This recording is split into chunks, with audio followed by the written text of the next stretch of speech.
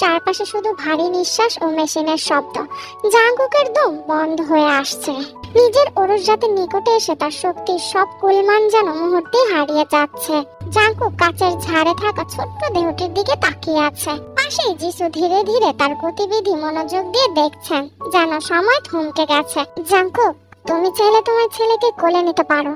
দেখি তোমার স্পর্শে সে তোমাকে আলিঙ্গন করে কিনা। জাঙ্কুক যিশুর দিকে এক পলক তাকিয়ে কাঁপা কাঁপা হাতে পাশে থেকে গ্লাভস হাতে জড়িয়ে ছেলের পানে হাত বাড়ায়। জাঙ্কুক তার ছেলেকে কোলে নিতে পারছে না। জাঙ্কুক তার হাত সরিয়ে নিয়ে যিশুর দিকে অসহায় চোখে তাকায়। আমার পক্ষে সম্ভব না এই পবিত্র ফুলকে এই অপবিত্র হাত দ্বারা স্পর্শ করা। তার মায়ের কাছে নিয়ে চলুন। তোমার ছেলে তোমার স্পর্শের অভাবে তার মাকে কাঁদাচ্ছে। পাপী পুরুষের ওরস জাত, সে পবিত্রতা সইবে না, তাই ছেলেকে কোলে নাও। জাঙ্কুক আর দেরি করে না, ছেলেকে ধীরে কোলে তুলে নেয়। নরম ছোট্ট দেহটি শক্ত বলিষ্ঠ বুকে মিশে যায়। জাঙ্কুক কোলে নিয়ে এক ধ্যানে তাকিয়ে আছে। তার এখনো বিশ্বাস হচ্ছে না। জাঙ্কুকের আঁখিদ্বয় কাঁপছে, সে তাকাতে পারছে না। জাঙ্কুক বেবির কান ঘেঁষে মুখ নিয়ে কাঁপা কাঁপা স্বরে বলে, তোমার আম্মু ছিল আমার পাপের এক প্রতিবাদী প্রতীক্ষা, আর তুমি হলে আমার ধ্বংসের এক জ্বলন্ত কাঠি।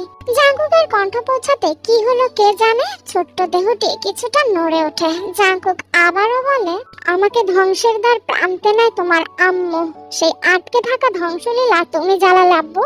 আমার কি হবে? আমি তো সে আগেই তোমার আম্মুর প্রাণের মৃত্যুকে বরণ করলাম। দাফন কার্য তুমি এসে করলে। জাঙ্কুকের কথা শেষ হতে ক্ষীণ শব্দে শোনা যায়। লিও কিছুটা অবাক হয়। বেবিটি কাঁদছে হঠাৎ। কাঁদার জন্য জাঙ্কুক কিছুটা ভয় পেয়ে সামনে তাকাতেই যিশু ইশারা দেয়, ভয়ের কিছু নেই, হৃদস্পন্দন স্বাভাবিকের চেয়ে ভালো। জাঙ্কুক, তুমি বুঝেছো? তোমার স্পর্শ ভালোবাসা ওর অস্তিত্বের আলো জ্বালিয়েছে। বাবার ছোঁয়া যে কতটা প্রভাব ফেলতে পারে সেটা তুমি এখন নিজেই দেখছো। বেবিটির কাঁপা কাঁপা নিঃশ্বাসের মাঝে এখন যেন তার ছোট্ট হাত একটুখানি নড়ে।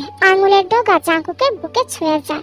জাঙ্কুকের ভেতরে ভেঙে পড়ে, কিন্তু বাহিরে থেকে সে নিঃশব্দ। তার চোখের জল মুখে বেয়ে গড়িয়ে পড়ছে। জাঙ্কুক দীর্ঘ নিঃশ্বাস ফেলে তার ছেলেকে আরো বুকের সাথে মিশিয়ে নেয়।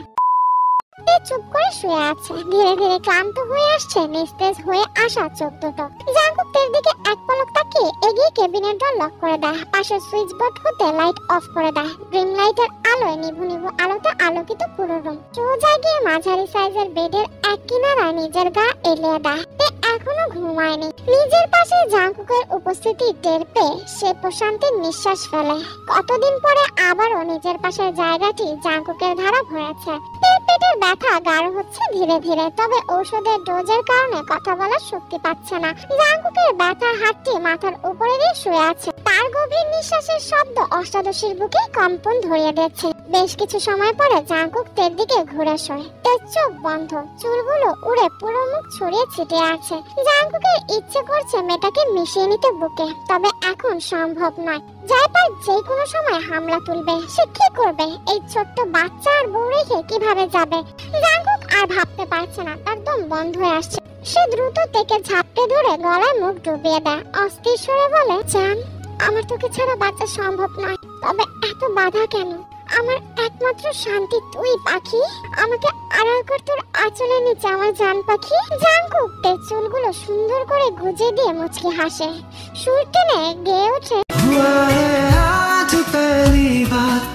ऐसे मुस्कुराया हूँ, तुमने देखा तो जाना ये कि क्यों दुनिया में आया हूँ। মুচকি হাসে। জাঙ্কুক থমকে যায়। এই মেয়ে, তুমি না ঘুমিয়ে গিয়েছিলে? আগুনের পাশে তোষ কোনো কালে স্থির ভাবে ছিল। ঘুমাবো, তুমি উঠলে বাবুকে তোমার কাছে দিবে। তার কথা বলে না, জাঙ্কুকের বুকে মিশিয়ে ঘুমিয়ে যায়। নিশীথের নিস্তব্ধতা ভেদ করে হাসপাতালের করিডোরে ভেসে এলো ঠান্ডা বাতাস। যেন এক অদ্ভুত আতঙ্ক ধীরে ধীরে গ্রাস করছে চারপাশ। তার কেবিনের সামনে দাঁড়িয়ে আছে একজন যুবক। কালো পোশাকে মোড়ানো তার শরীর, চোখে অনল জলে, ঠোঁটে হিমশীতল এক বিদ্রোহ। একটি ছোট ছুরি তার আঙুলে খেলছে, ঠিক যেন মৃত্যুর নাচন। যুবকটি বলে ওঠে, তুমি ভেবেছো প্রেম দিয়ে আমায় পরাজিত করবে জাঙ্কুক? যাকে তুমি ভালোবাসা বলো, আমি তাকে বলি দুর্বলতা। আমি জানি কোন বিন্দুতে স্পর্শ করলে তোমার সমস্ত অস্তিত্ব চূর্ণ হয়ে যাবে। সে ধীরে ধীরে এগিয়ে আসে তার কেবিনের দরজার দিকে, ফিসফিস করে বলে, এবার আর সময় দেব না। সময়ের ধারা বয়ে চলে, কেটে যায় আরো 14টি দিন। হাসপাতালের ধবধবে শীতলতলায় কাটানো সেই দিনগুলো ধীরে ধীরে সুস্থ হয়ে ওঠে তে ও তার ছোট্ট শিশু। আজ রবিবার সকালে তাদের হাসপাতালে থেকে রিলিজ দেওয়ার দিন। জাংকুক ডক্টর জিসুর সঙ্গে শেষ আলোচনায় ব্যস্ত। জাংকুকের চোখ মুখ লাল হয়ে আছে বিভিন্ন টেনশনে। আমার স্ত্রী আর সন্তান যেন ঘরে গিয়ে আর একটু ঝুঁকিতে না পড়ে। আপনার স্ত্রীর শারীরিক অবস্থা এখন নিয়ন্ত্রণে, তবে মানসিক প্রশান্তি আর নিরাপত্তা ওটাই সবচেয়ে জরুরি।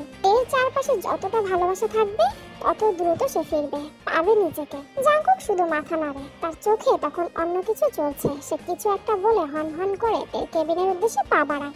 হাসপাতালের বাইরে ইউনো অনেক আগে গাড়ি নিয়ে হাজির হয়েছে, কিন্তু এখন হাসপাতালের সামনের প্রাঙ্গণ যেন এক রাজসভার সমাবেশ। জিওন ভিলার সমস্ত গার্ড এবং জাংকুকের ব্যক্তিগত সিকিউরিটির বাহিনী মিলিয়ে 40টিরও বেশি গাড়ি সারিবদ্ধভাবে দাঁড়িয়ে রয়েছে। সাদা স্যুট আর প্রাইভেট গাড়িগুলোর সারির মাঝখানে দাঁড়িয়ে থাকা একমাত্র কালো মার্সিডিজ গাড়িটি যেন নিজের অস্তিত্বের দাবিতে বাকিদের স্তব্ধ করে রেখেছে। হাসপাতালের চারপাশে ছায়ার মতো ছড়িয়ে আছে গার্ডগুলো কালো ইউনিফর্মে। সকলে এই দৃশ্য দেখে হা করে তাকিয়ে আছে। অনেকে তো ভিডিও করা শুরু করেছে, আবার অনেকে ভয়ে ইগনোর করছে। এক নার্স জানালা দিয়ে দেখে ফিসফিস করে বলে ওঠে, এটা কে রে? সিনেমার লোক নাকি? ওই যে মাঝখানে কালো গাড়িটা, ওইটাই নাকি জাংকুক সাহেবের। বেশ কিছু সময়ের মধ্যে হাসপাতালের বিশাল মেইন গেট দিয়ে বের হয়ে আসে হিংস্র পুরুষটির অবয়ব। জাংকুককে দেখে ইউনো দ্রুত সবাইকে তাড়া দেয়। সকল গার্ডরা তাদের অস্ত্র নিয়ে মাথা নিচু করে।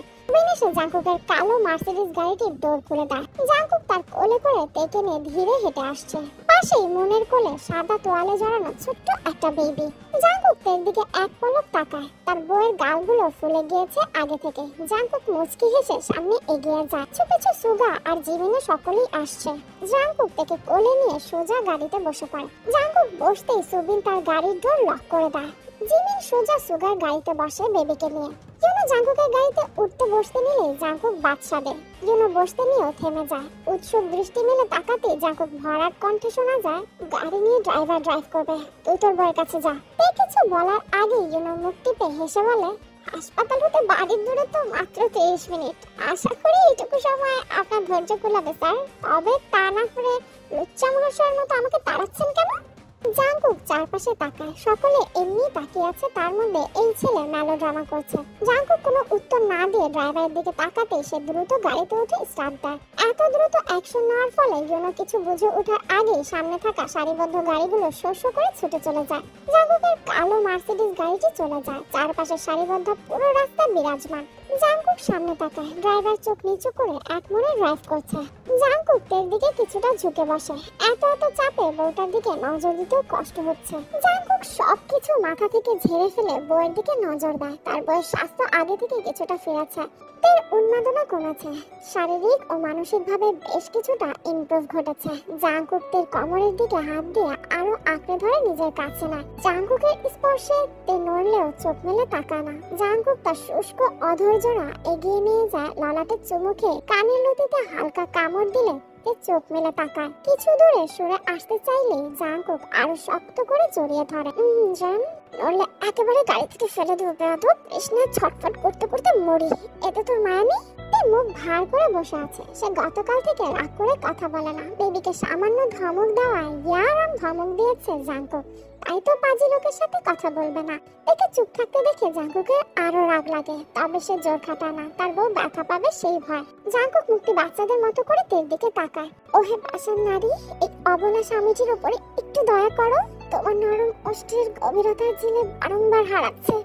আবারও মুখ ঘুরাতে নিলে জাংকুক এক হাত ধরা গাল আঁকড়ে ধরে, অষ্টজোড়া মিলিত করে দেয়। হঠাৎ আক্রমণে তে থমকে যায়। তবে ড্রাইভারের কথা মাথায় নিতে সে ধাক্কা দিয়ে সরানোর চেষ্টা করে। জাংকুক তার হাত দুটো শক্ত করে চেপে ধরে স্লো ভয়েসে বলে, বেয়াদব, সমস্যা কি? এমন ছটফট করছো কেন? আমি কি নতুন ধরেছি তোমায়? ড্রাইভার ভাই গাড়িতে আছে, ছাড়ো অসভ্য পুরুষ। ড্রাইভার, গাড়ি ধীরে ধীরে ড্রাইভ কর। ঘাড় সামনের দিকে ইউনোর গাড়ি বরাবর রাখ। আশেপাশে তাকানোর দরকার নেই। ব্লুটুথের সাউন্ড বাড়িয়ে দে। ড্রাইভার মাথা নাড়িয়ে সম্মতি দিতেই জাংকুক আবারও হামলে পড়ে। নরম ঠোঁট জোড়া শক্ত কামড়ে লাল করে ফেলেছে। বেশ কিছু সময় পরে ছেড়ে দেয়। তে ছাড়া পেতে জোরে জোরে শ্বাস নেয়। জাংকুক তের দিকে এগিয়ে আসে। জান, বিলীন হয়ে যাওয়ার ব্যবস্থা করো, না হয় বিলিভ মি আরো হাসপাতাল আসা লাগবে। আই রিপিট ইউ, হসপিটালাইজ হলে আমার দোষ না, আই ক্যান কন্ট্রোল ইট। আপনার কাছে কন্ট্রোল নামক কোনো বাক্য আছে যা করবেন আপনি, অসভ্য পুরুষ? এই মেয়ে, চরিত্রে হাত দিও না। এত দ্রুত তেকুকির বোন আনতে চাচ্ছি না আমি। জাংকুকের কথায় তের কাশি উঠে যায়। তেকে এভাবে তাকাতে দেখে জাংকুক মুচকি হেসে তের ঘাড়ে ঠোঁট ছুঁয়ে বলে, তেকুকির বোন আসার আগের প্রসেস সম্পূর্ণরূপে রিপিট করা হবে। এবার আরো ডোজ বৃদ্ধি করা হবে ম্যাডাম, বি কেয়ারফুল। তে ছিটকে যায়। এই অসভ্য লোকের জ্বালায় সে আরো পাগল হয়ে যাবে। দেখতে দেখতে সবাই জীবন ভিলার সন্নিকটে চলে আসে। সর্বপ্রথম চারটি গার্ডের গাড়িগুলো ভেতরে প্রবেশ করে, তারপর কালো মার্সিডিজ গাড়িটি জীবন ভিলায় প্রবেশ করে। জীবন ভিলার ভিতরে আগে থেকেই বাড়ির সকলে দাঁড়িয়ে আছে। জাংকুক বের হওয়ার আগে সকল গার্ডগুলো গোল হয়ে দাঁড়িয়ে থাকে। মাঝখানে কালো গাড়িটি। জাংকুক সতর্ক নজর বুলিয়ে বের হয়ে আসে। সকলে ছুটে আসে তের কাছে। জাংকুক দ্রুত তের দিকে হাত এগিয়ে দেয়। তেও তার স্বামীর হাত ধরে বের হয়ে আসলে মুহূর্তের মধ্যেই শূন্যে ভেসে ওঠে। নিজের অবস্থান শূন্য অনুভব করলে তে জাংকুকের গলার খামচে ধরে। সবাই তাকিয়ে আছে। জাংকুক কাউকে কিছু না বলে তেকে শক্ত করে চেপে ধরে। হালকা ঘাড় ঘুরিয়ে দুগার উদ্দেশ্যে বলে, আমার ছেলেকে তার নানি বা দাদির হাতে দিয়ে দিস। তার মা এখন ঘুমাবে, সে ক্লান্ত, তাই কেউ যাতে ডিস্টার্ব না করে। জাংকুক আর দাঁড়ায় না, বড় বড় পা ফেলে চলে যায়। নিজে সেই পুরানো নীরে যেথায় তার আর তের হাজারো স্মৃতির আনাগোনার ভেলায় ভাসছে। তাদের এভাবে চলে যেতে দেখে কারো মুখে কোনো প্রতিক্রিয়া নেই। সকলেই জানে এ হওয়ার কথা ছিল। এই নির্লজ্জ ছেলেকে সবাই চেনে। আরিন পাশ হতে জেহপের উদ্দেশ্যে বলে, মেয়ে দেখবে না? দেখো, বেশি করে দেখো। এই নির্লজ্জ ছেলেকে আমার ভালো করে চেনা আছে। জেহপ চুপসানো ভঙ্গিতে বলে, আশা রাখিয়া বাসা বেঁধেছি, ভুলিয়াছি এমন তোমারই বাছা ধান। জেহপের কথায় পুরো জীবন ভিলা এক চোটে হাসি ডলে পড়ে যায়। আরিন কটমট দৃষ্টিতে তাকাতে জেহপ এগিয়ে যান তার নাতির কাছে। নিস্তব্ধ রুম জুড়ে বিচরণ করছে কড়া পারফিউমের গ্রাম ও নিঃশ্বাসের ধীর শব্দ। মিলন হয় আবারও সেই বিশাল রুমটি আবার পূর্ণতা পায় দুই কপত কপতির অবস্থানে। তে বিছানায় পা ঝুলিয়ে বসে আছে। এসে থেকে জাংকুক বসিয়ে রেখেছে আর সে তের পায়ের কাছে বসে আছে। তে এবার বিরক্ত হয়ে বলে, আপনি এমন করছেন কেন? এতদিন পরে বাড়িতে আসলাম, সবার সাথে কথা বলবো তা না, আমাকে রুমে এনে 30 মিনিট যাবত বসিয়ে রেখেছেন, পাগল লোক। জাংকুক এবার ফ্লোর থেকে খাটে ভর দিয়ে এক লাফে উঠে দাঁড়ায়। জাংকুক এবার কিছুটা ঝুঁকে যায়। হঠাৎ এত কাছে দেখে তে কিছুটা নতজুত হয়। বেশ কিছুদিন ধরে তাদের দূরত্ব তৈরি হয়েছে। বিভিন্ন ঝড় ঝাপটা হতে তারা ফিরে এসেছে। তবুও তে লজ্জা লাগে এই পুরুষের চাহনিতে। এই পুরুষকে সে যে কত ভালোবাসে তা সে নিজেও জানে না। জাংকুক তের দিকে একেবারে ঝুঁকে যায়। তার পারফিউমের কড়া গ্রাম তের নাকে লাগছে, খুব করে টানছে। ইচ্ছা করছে এখনই ডুব দিতে এই গ্রানের উৎসে। তের কি হলো কে জানে, সে নিজেও ঝুঁকে আসে। কলম্বিত না করে জাংকুকের শার্টের দুটো বোতামের খোলা উন্মুক্ত স্থানে নিজের নাক ডুবিয়ে দেয়। তের স্পর্শ পেয়ে জাংকুক আর দাঁড়াতে পারল না। আচমকা নিজের খেই হারিয়ে তের শরীরের ওপর পড়ে যেতে নিলে সে দ্রুত ব্যালেন্স সামনে খাটের ওপর পড়ে যায়। তে কিছু না বুঝে তাকিয়ে আছে। সে কি করছে সে নিজেও জানে না। জাংকুক দ্রুত ওঠে, তেকে বুকের মধ্যে নিয়ে যায়। হাত দিয়ে স্পর্শ করে উন্মাদনায় বলে, অগ্নি নারী, তোষের স্পর্শে সেইভাবে জ্বালাও কেন? তোমার ব্যথিত শরীরে আমার দেওয়া ব্যথা সইবে না। তাহলে আমি ক্ষুধার্ত কম কিসে?